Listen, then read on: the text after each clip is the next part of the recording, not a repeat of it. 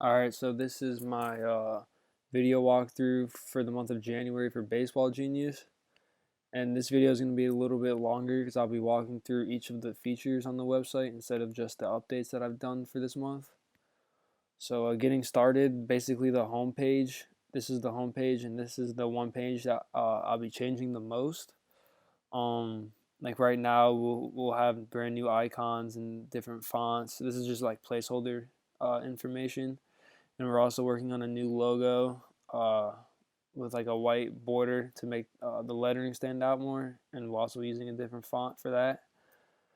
But basically, this is the sign up form, and when you sign up, it'll ask you different information depending on the type of user you are. So, for instance, you can be an umpire, a coach, a tournament director, or a parent, and by default, it asks all the same like general information. It asks everybody like their first name and last name, their birthday and stuff like that. But so like if you choose tournament director, you don't have to fill out any additional information. But if you select a coach, then you would have to select the age group for your team, their team's profile picture, and their name. And if you coach multiple teams, you can add a name and then fill out the same information like the age group. And if you're a player, you can avoid that whole process, which I'll get into later. You don't even have to add a team information, it just automatically gets it. But first, we'll show the director side, and I already have a director created, so we'll go ahead and log in. So when you log in, this is the screen you see. This is your dashboard. It'll say your name. You can create a tournament, view all the tournaments that are going on, or you could view the tournaments you created. And basically you can make posts, you can like stuff. So now there's 2 likes. You can leave a comment if you needed to, like never mind. It has like the date of when, as you can see, I made this post in December, and then here in February we just made the comment. But basically we'll go ahead and create a tournament. So as a tournament director, you can create a tournament and assign a name to it. So let's say third tournament. And then from here you would select a tournament type. So like a single elimination, round robin tournament, consolation, anything like that. So let's just say for this one, we're going to create a round robin tournament. We'll choose a start date. Let's say it starts on March 4th and it ends on the 5th. And the deadline to sign up will be on the 15th. And then we'll select the age groups that we'll be playing. So you can select like a 10U. The division names are optional, so you don't need to fill that out. You can skip it, but you can fill out the field address for where the 10U games will be happening. So we'll select that, and then you'll select the city, the state, and then you can assign a field description. So like let's say we're playing on field A1. And let's say there's more than one age group playing. Let's say we also have 18U teams playing. We can say they're playing at the same field, I guess. But if it was different, you can assign a different location. Same city, state, and then another field description. I guess we can say these guys are playing on field A2. So you can go ahead and click create, and then you can see it'll redirect us to a list of all the tournaments. These are the ones that we already created. And then when you go down here, you can see this is a new one that we created right here, the third tournament. And you can click read more. And right now we don't have any registered teams, but later on we'll be able to see that. So, and then it just pretty much lists the 10U where they're playing and the field description. So now how do you register your team for that? Well, we'll go ahead and show that now. So we'll log in as a coach. And once we log in, as you can see, we're redirected to our dashboard again.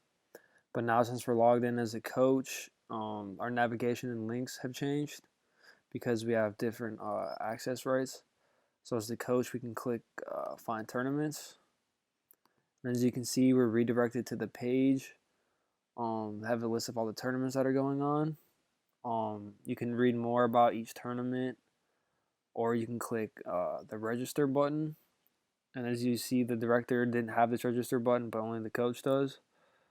So if you go to read more, you can see here that as the coach, you can't see the registered teams as well.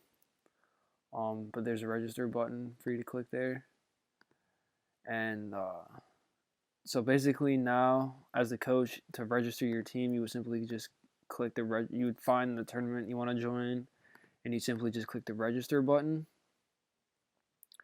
And then from here, you'd be able to see the list of all your teams that you have, and then you can click the like the select button right there to select the teams you want to register, and then you can click confirm teams. So now as the tournament director, to manage the registered teams for your tournaments, you can simply log in, and then you can click my tournaments to get a list of all the tournaments you have created, and then you could simply click schedule games or read more to like go to that page that has the list of all the registered teams, or you can click schedule games.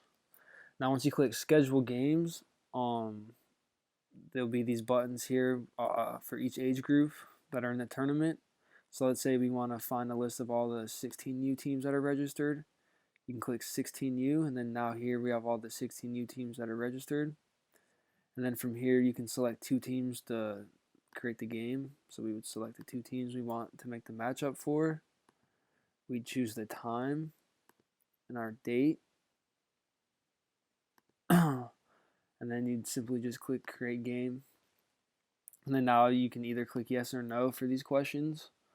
If the field address is different, you can click no, and it'll be an input field for you to fill it out. But just for the sake of the video, we'll just say yes to make it go faster.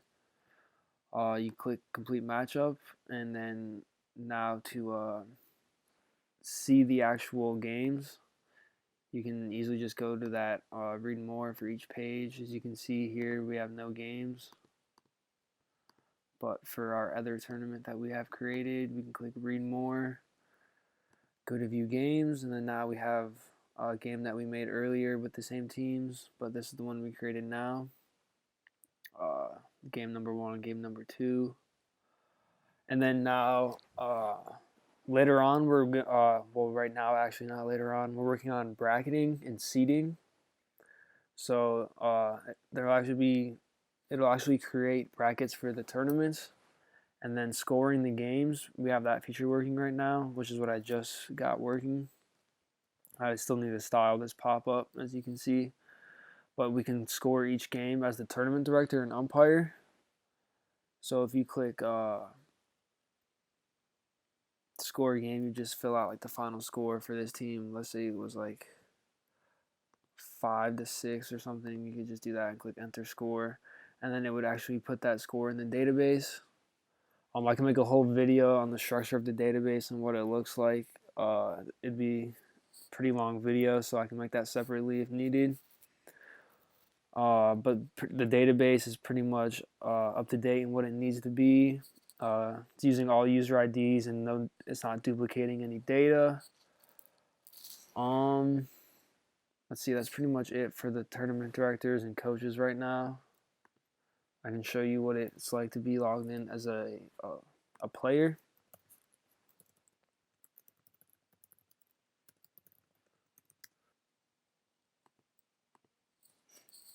So once we log in as the players, you can see we're now redirected to the player dashboard. As the player, we can't really do anything with the tournaments, like joining them. That's just specifically for the coach. but we can join a team. So like, let's say once we register, we need to join a team. So to get that team information, you could just simply search by your team name. So let's say we want to join the All-Stars team. It would basically just find all the All-Stars that are in the database. And then in order to find the one you want, it would just list the team information. And then you could simply just click join team. And it's as easy as that. Later on, like I said, some of the features that we will be working on this month is the bracketing and the stats. And then also getting the credit card information working. But that's just a quick little run through of everything that's working right now. So thanks for watching.